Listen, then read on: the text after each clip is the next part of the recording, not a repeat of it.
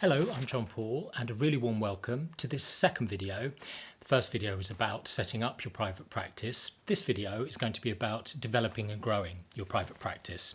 So when it's reached a stage where you have enough clients, as far as your private clients, what are other ways in which you can grow and develop your practice? And what I'm going to focus on is three areas, and that is the media work that I do at the moment and ways to get that and how that is, I find, a great addition and complement to the private practice, private client work. Then also looking at social media and how that might play a part in growing and developing your practice, and finishing off with talking about fees, increasing fees, and particularly focusing on passive income. So other ways to bring in an income other than increasing the number of hours that you work.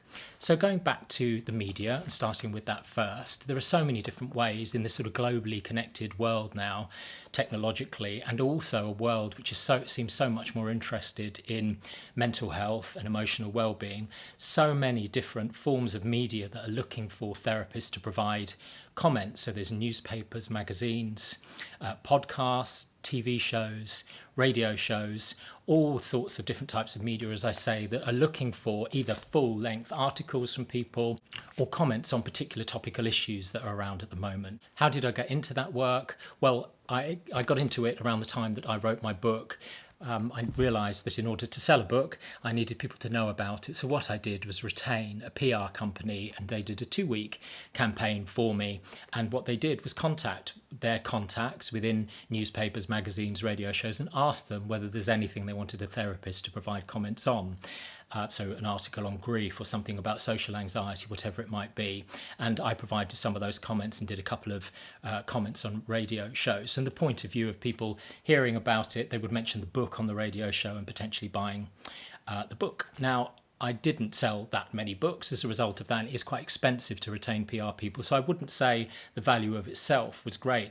What I would say, though, is getting me into that kind of media work was a great thing and something I've really gone with since, because it's such a great addition, I find, to the work that I do. What are the sorts of media that look for comments? Well, there's newspapers, there's magazines, podcasts, radio shows, TV shows, all around the world as well, all sorts of media that are looking, as I say, for comments from therapists on emotional well-being issues or mental health issues, and that could be because it's Men's Mental Health Week or something, Loneliness Week, or there's a topical issue in the news where a sports person has talked about their mental health. There's all these sorts of opportunities now for providing comment to the media. Lots of great things about it. From my point of view, it's very challenging and dynamic as work, as challenging and dynamic at times as client work is. This work with the media, you get asked to do something on a Tuesday and it needs to be in by the Wednesday. So there is that sort of excitement that comes with a deadline. You know, some people, that's the last thing they want to be doing and much prefer the sort of stability and regularity of the client work. But for me, I like the sort of calmness and regularity and stability and dependability of the client work. And I also like this sort of the dynamism and novelty of the media work. Of course, there's novelty and dynamism in client work as well, but it is a great complement to that work, I would say. So it is dynamic. It requires different skills to be developed, I would say. You know, with clients, it's very much about wondering about things, being curious about it. If you're looking at giving contributions to the media, they really do want expertise. They want somebody who is an expert, and that's the way they'll be talking to you. So it does require, for me, to sort of formulate quite concise views about particular things. Again, as with all these things, some people, it's the last thing some therapists want to be doing, and they like the wondering of things. They like the not knowing.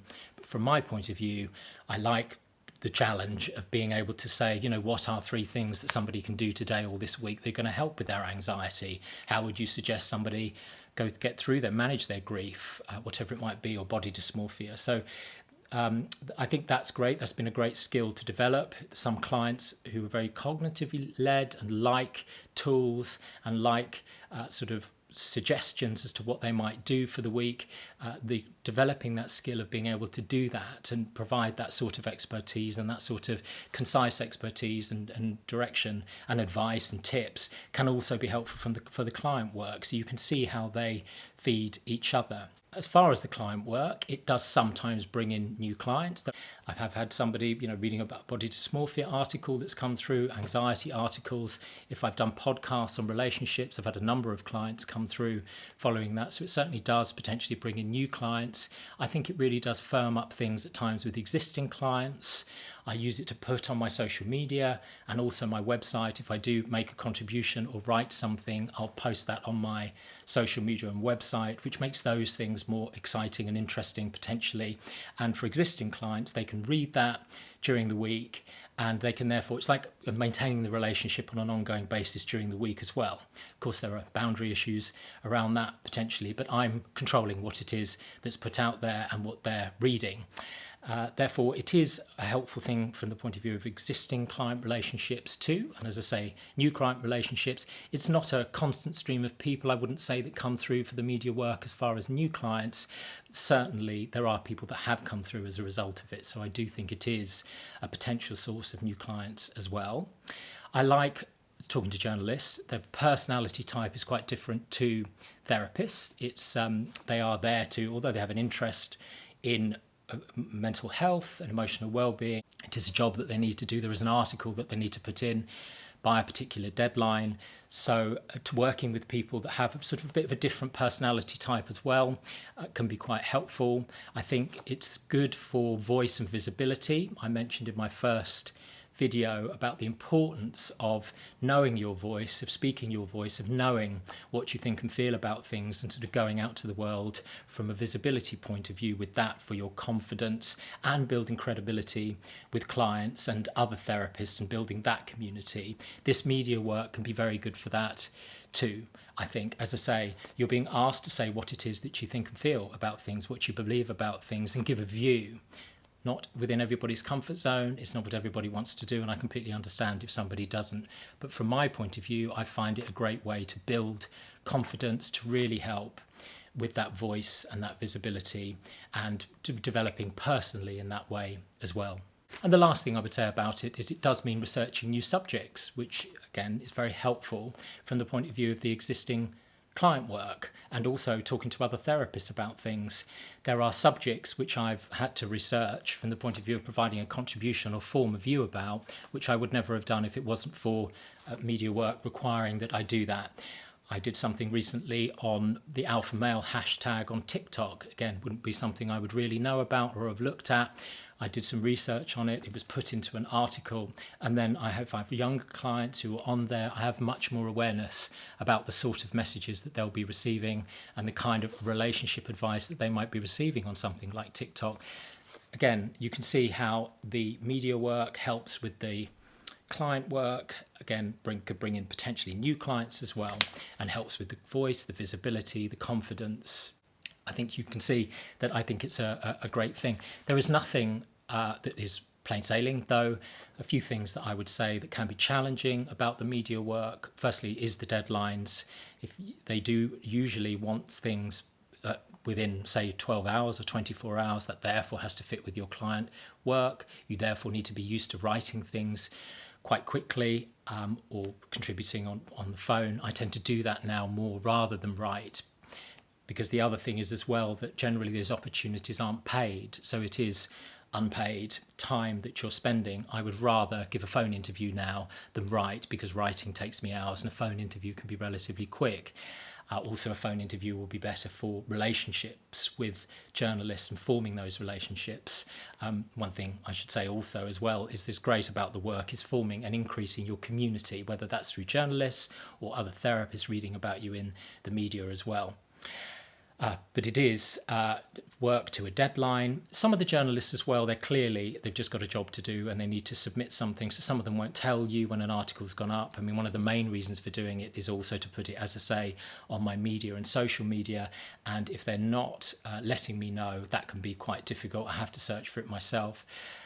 So as with anything, it's different relationships and managing different relationships with different people. So it's the timing thing, it's the not being paid. As I've already said, it can bring new clients through. It does firm things up with existing clients. So there certainly is a value as well from the point of view of personal development, voice, visibility and confidence. Those things are all of significant value. From my point of view, therefore, I weigh up the time that is not getting paid that I spend, and on balance, it's definitely worth it for me to do it. There are opportunities that are paid. I know somebody that was a therapist on a reality TV show, and they did get paid for doing that quite significantly. I've done a couple of slots on the BBC, and they do pay as well. So there is the possibility for some payment too. Largely, though, I would say that the work is done for all these other reasons that I've already described. The last thing that I would say, it's not a big issue for me, but when you do hand your written word over, really you have control. They might edit it, but you control what you say. You can't control, of course, what's written in the rest of the article, and your words are included as part of that with your name and potentially a link to your website, however they do it. There is that aspect of it, therefore. You do hand over control over your word, over your image to someone else. I have had on only one occasion, I've done it lots of times now, contribute. There was one occasion where things were contributed to me. I did a phone interview and things were attributed to me in speech marks that weren't things that I said. It was a general tone of things, but it wasn't exactly what I said. I wasn't unhappy with what was said, therefore it wasn't a significant problem for me. But I would say, again, it is looking at the fact that particularly if you give a spoken interview, they will record it. So they can transcribe it directly from there, but you are losing control of how somebody presents you. Again, it isn't something that I really worry about. All journalists out there want to make themselves look good. They have no reason to make their experts, whatever you call somebody who contributes, no reason to make us look bad. They want to make us look good too. So I don't think it's a very significant issue. It's just something to be. Where do I get the work? Now it's mainly through PR, so the public relations people at Counselling Directory and also UKCP. BACP have their own person as well, and I am on their list to contribute things through there, but they've never approached me to do that. But certainly through Counselling Directory, their PR there, and as I say, UKCP, their PR there. These media companies, newspapers, magazines, radio shows, contact them, this particular person, this particular PR at those organisations, and says, do you have somebody who can contribute to this article? And then they contact people on their list. So I will regularly get things through from both of those. Big publications, quite significant publications with a sort of national reach, national newspapers, for example. The other way, because you might be at a stage where you're not able to be a member of UKCP or accredited, or even be on, or you may not be on Counselling Directory's register. The other way is Journo Request, JOURNO request, that's one word, that hashtag Journo Request on Twitter. And that is a hashtag that journalists use when they're looking for people to contribute to their articles. And therefore they come onto Twitter and they say, writing an article about depression and ways to manage it, and can somebody contribute, looking for a psychotherapist or a psychologist or whatever, and you can immediately respond to them on that. And I have got work through that too. I get everything mainly through the PRs now, and also through continuing contacts with journalists. Over time, when you develop the relationships with journalists, they do come back to you about other issues and other things you might comment on. So Journo Request is good. I did initially also approach publications and magazines myself to ask whether they wanted any contributions. Very few of those things worked out, so I wouldn't discourage you from doing it. It may be worth a go, but I don't necessarily think that's the most efficient way of finding the work. The other way, of course, is through connections and your community. I talked about it a lot in video 1 about building your community and your network. And I'm not keen on the word, but your connections and attachments to other therapists and other people generally. And the more you do that, those opportunities, people will come through. I have had a couple of opportunities from friends who knew friends of friends who are writing books, and they're looking for comments to go into books. So there's a couple of books where I've given comments, and that's gone in there. So again, looking at all the time, making sure that you are in connection with other people, that you are meeting new people. It does all require trust of self, does all require trust of others. voice, visibility, those things. But over time, opportunities will probably come through there as well. So that is the media. A number of other things that I could say about it, but those are the key things that I think and feel. Moving on, secondly, to social media. I'm on a number of different social medias, probably the main ones. So I'm on LinkedIn, Facebook, Instagram, Twitter. I'm also on YouTube, and I'll talk about that in a bit as well. Clients-wise, not a huge amount would come through Facebook. LinkedIn, some clients come through that because of my history as far as being a solicitor in the city and the consulting work that I do. Definitely people have approached through that, so it can be worth it, I think, from a more corporate way, being on LinkedIn. Instagram I really like. It suits me much more as far as posting quotes and photographs and those types of things. The type of people that on Instagram, a lot of them are very into their mental health, very into the well-being particularly. So there's a lot of people on there looking for that sort of information and advice on there. And then Twitter, more difficult. I would say I am on Twitter. There is much more likelihood of being drawn into some sort of debate or argument on Twitter. I can see a lot of therapists that are on there potentially doing that. If you're going to be on any form of social media, there's a few things that I would say. I think it's really important to know what it is that you want to present of yourself and how much you want to present of yourself. Bearing in mind, something like Instagram, in my experience, the pictures that get the more likes and when you get more followers tends to be when you show more of yourself personally. And there is this, not conflict, but tension, I suppose, between the public and the private when you're a therapist. How public do you want your private practice to be? That can be a thing that develops over time. When you're starting on them, though, I think it's important to have a clear idea of how public you want to be. As I say, you can always develop that and change that, and what sort of image you want to present. This isn't from the point of view of being incongruent or toxic positivity, that kind of thing. It's just that you can be drawn into, I think, or I can potentially be drawn into saying things, doing things to get more likes and followers, or to, if you're on Twitter, something might be irritating that's said that might draw me into saying something which later I think, it might have been better not to have said that if existing clients or potentially new clients see that. So I think it's good to be clear about your boundaries. It's good to be in control of your use of social media. But there are great things that can come from it. I've had clients, as I say, that have come through Twitter, LinkedIn, so it is potentially a place you can get new clients through. One of the great things I would say, particularly about Instagram for me as well, is maintaining relationships with existing clients too. I have quite a lot of existing clients that follow me on Instagram. And what it means is that in between sessions, again, I could be putting up things that they're finding helpful. I don't mind also putting up some personal pictures if they're of things like a birthday or whatever it might be. And I've never had a situation where a client has responded badly to that. Of course, they see it and they might come in and say, I see it was your birthday. Some therapists will not be at all comfortable with that, but for me, it just tends to enhance things. I do tend to be quite open with clients. I don't give lots of personal information or talk about myself a lot. I do, though, think it can be helpful from the point of view of the relationship to see a little bit more of you, to see the things in a way that I'm happy with that they're seeing on social media. So as I say, I've only ever had the feeling that it enhances relationships with clients. Of course, I wouldn't know if something has put somebody who might have come through as a client off. I wouldn't know that. I've never been told that. I've certainly never had any feedback from existing clients that they have difficulty with anything I'm doing.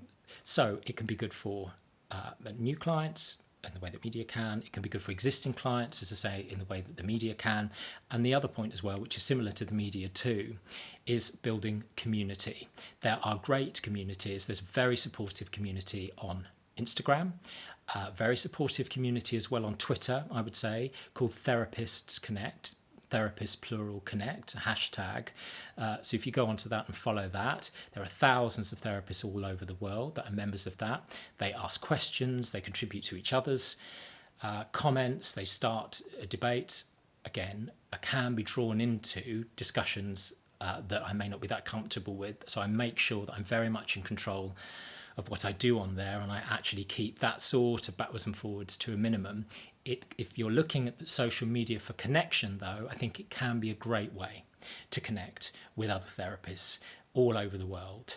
People generally on Twitter, particularly as I say on Instagram, are very supportive. And it's not just about putting yourself out there. Of course, it's about learning from other people as well, learning from other therapists and learning from what clients might comment on. When I put an Instagram post out, some things will be more popular than others. If I put a quote out there, some things will be more popular and get far more likes than others. And you can really see from that point of view what resonates with people. Again, it's on Instagram, and it's particularly the people that are looking from my followers, but I can see what really touches them. And I can see from other therapists, they might put up a little diagram about something, about the nervous system, or about ways to control panic attacks, whatever it might be. It's a great way of learning from other people and continuing that on an ongoing basis as well. The other way that social media can help too is the passive income way, or income way. And I'm going to go on to talk about passive income now, but in the context of social media and Instagram, as an example, there are people with significant therapists with significant Instagram followings who sell books, sell online courses through that. There's a guy called The Anxiety Guy on there who I think has got book deals. He has 150,000 followers. And you see, that's a significant amount of people who might potentially buy his book. So it's good potentially building up that following from the point of view of a passive income too. Some good things, therefore, about social media. If you can make sure that you're in control of yourself when you do it, that you know what it is you want to present, and you are intentional, I think, about how you use it. I think that's the thing that's very important, being intentional about what it is you're going on for and why you're using it. And I would use it, as I say, potentially new clients, certainly to connect with existing clients and friends, and also very much to learn from other therapists and to connect with other therapists and other people. Just a last word, I said I was going to mention YouTube. I would have gone on to YouTube earlier, and I would say generally, actually, if you're interested in social media and what that can do and how that can help, the sooner you can go on, the better. Even if you're at a training stage, you may as well start building up a following now. I think just seeing how it all feels and what you like and what you want to put out there and what works for you. YouTube, I certainly would have gone on to earlier. I would say it's very helpful and interesting, YouTube, because it's used as the second Google, which I didn't realise, that people will search through YouTube in the way that they'll go to Google to search. And the great thing about YouTube is it comes up with a video, and therefore people can see how you speak, can see you, can see how you speak, how you communicate. Of course, that might put some people off. I don't know if that's happened. More often than not, though, it really helps with developing that relationship with you. Therefore, it's good for firming things up with existing clients. It's also good potentially for new clients. So I really would recommend YouTube, and you can, once you get a certain amount of subscribers, certain amount of hours watched by people, then you'll start to get paid by YouTube for the videos being watched, so you can monetize that. And that brings me on to the final subject which I wanted to talk about, which is income and passive income. To say generally about income, I realise, and it's the case with me as well, that the vast majority of us go into therapy not to make lots and lots of money, because that we love doing it, and doing something that I love has such a huge amount of value. Having said that, I think it's something that's of a huge amount of value to people.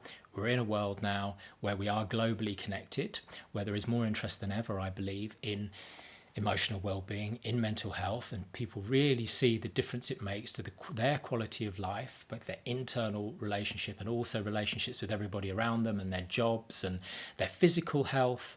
We can all see the correlation between good mental health and emotional well-being and physical health and good relationships, and therefore good career prospects, whatever it might be. And that can be reflected in the value financially as well that we receive from it. So this isn't about making more and more and more and more money. It's that I think because of the thing that we do, because of the circumstances today, why not have that reflected in the income that we receive? So from that point of view, looking at how to increase income over time, of course, as you become more experienced, then you can increase your rate. Most people do that over time, and there's no limit on what that can be. That's up to you, what you try, what the market will pay there. If you want to make sure, of course, that over time you don't price out people who may not be able to afford those rates, then you can always keep some spaces free at a lower rate, cost a limited number of spaces free at a lower rate for people. And that's something that I do as well. Generally, though, increasing your rate over time with your experience and with the other things that you do and with your own growth and development, I think is something that absolutely happens for most of us, and certainly something that I would do. Other ways to increase your rate per hour, or the amount of money you earn per hour, working with groups. You may get less per person, but of course the number of people that are in a group will be more than you would get probably for a one-to-one hourly therapy session.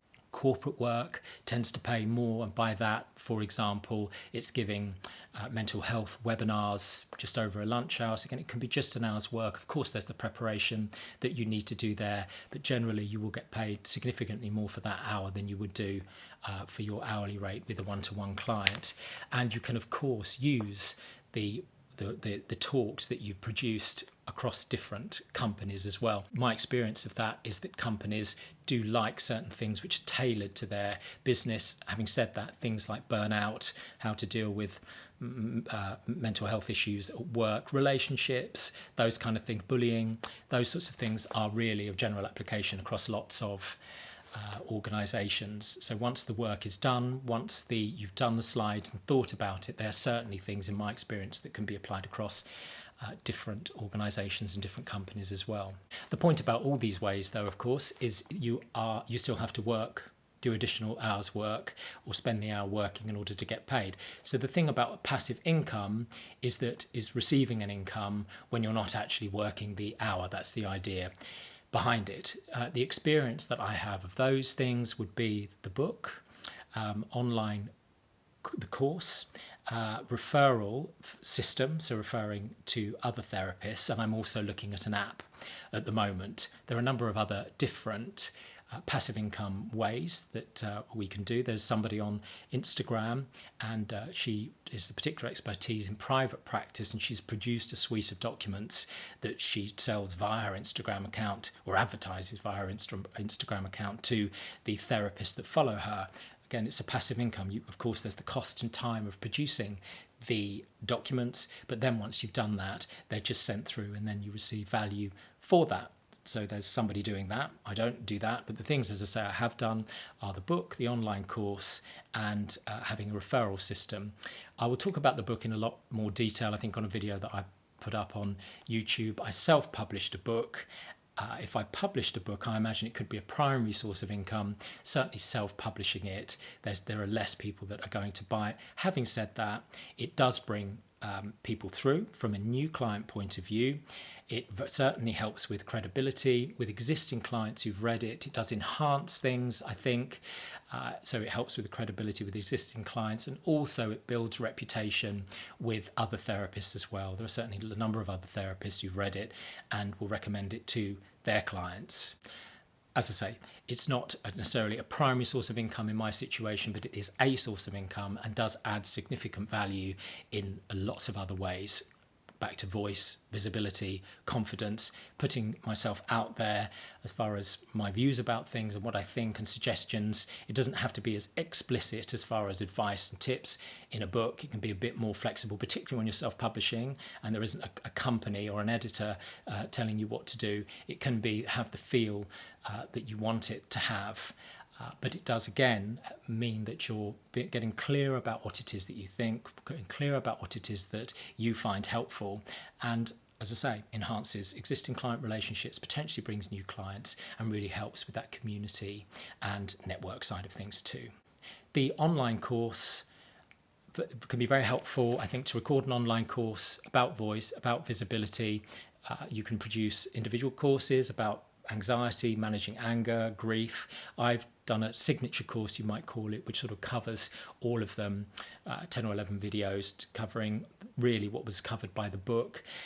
Again, what it's doing is, because somebody can see you talk and hear you, it really helps with that relationship. So I have had people come through, they've listened to a podcast, heard on a podcast, bought the online course and been doing that, and then come through as clients. So you can really see how symbiotically all these things work with each other. The media can work with social media, bring things through to the passive income.